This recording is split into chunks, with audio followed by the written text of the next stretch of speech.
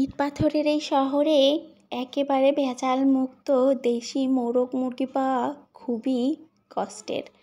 আর এটার স্বাদ শহরের মানুষ কত দিন নেয় না তারও কোনো ঠিক নেই।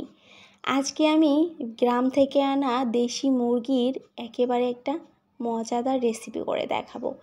এটা খেতে যে কি দারুণ, তোমরা না খেলে বুঝতেই পারবে না। চলো চলে যাই কথা না বাড়িয়ে মূল রেসিপিতে।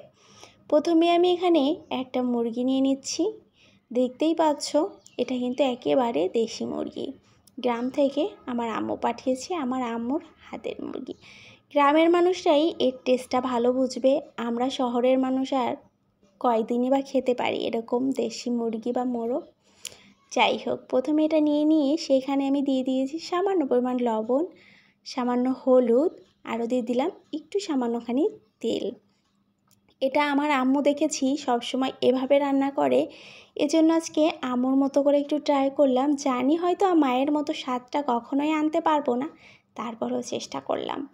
তারপরে এখানে পেঁয়াজ কুচি আর সামান্য রসুন, এটা কিন্তু আমি ছেঁচে দিয়েছি, এটা কুচি করে দেইনি, মেখে রেখে দিলাম। চলে যাচ্ছি তেল দিয়ে, সেখানে জিরা গরম মশলার ফোড়ন দিয়ে পেঁয়াজটা ভেজে এখানে আদা রসুন আর দিয়ে দিব মরিচ বাটা।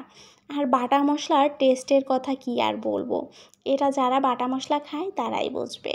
মশলাটা কষিয়ে সেখানে জিরা গুঁড়া দিয়ে দেবো, ধনিয়া গুঁড়া, সাথে দিয়ে দেবো স্বাদ মতো লবণ আর হলুদের গুঁড়া সামান্য, কেননা হলুদের গুঁড়া মাংসে আমি মেখে রেখেছি, এজন্য হলুদের গুঁড়াটা অবশ্যই এখানে বুঝে দিতে হবে। এবার মাংসটা দিয়ে খুব ভালো করে কষিয়ে নেব। এই মাংসে আমি কিন্তু বেশি মশলা দেখতেই পাচ্ছ ইউজ করিনি, জাস্ট বাটা মশলা দিয়েছি আর অল্প জিরা আর ধনিয়া গুঁড়া দিয়েছি, আর কোনো মশলা এখানে যাচ্ছে না। এই সামান্য মশলায়ও কিন্তু দেশি মোরগ বা মুরগির স্বাদ যে এত ভালো হয় যেটা বলার বাহির।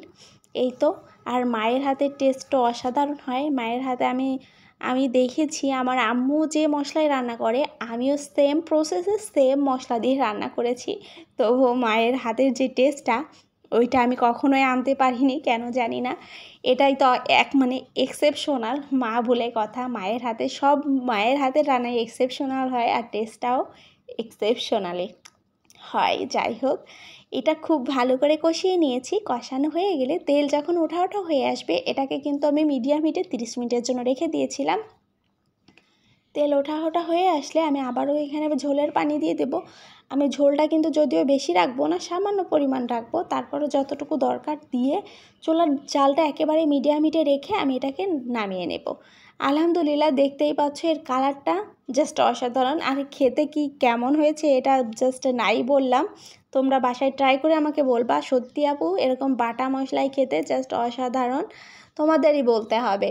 এই তো, আজ এ পর্যন্তই। যারা ইউটিউব থেকে দেখছো সাবস্ক্রাইব করে দেওয়া, যারা ফেসবুক থেকে দেখছো লাইক কমেন্ট শেয়ার করে আমার পাশে থাকবা। আজ এ পর্যন্তই, সবাই ভালো থাকবা। আসসালামু আলাইকুম, টাটা।